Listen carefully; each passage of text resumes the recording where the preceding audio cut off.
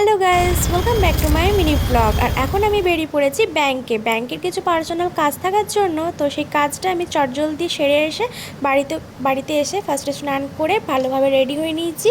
হ্যাঁ, তোমরা এখন ভাবছো যে আমি রেডি কেন হয়েছি। হ্যাঁ, রেডি হয়েছি এই কারণের জন্য, আমি এখন বেরোবো।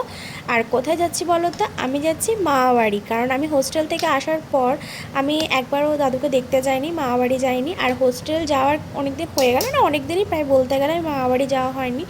তো সেই জন্য এখন আমার দাদুকে দেখতে ইচ্ছে করছে। তো সেই জন্য আমি দাদুকে দেখতে যাব, দাদুর সাথে দেখা করব।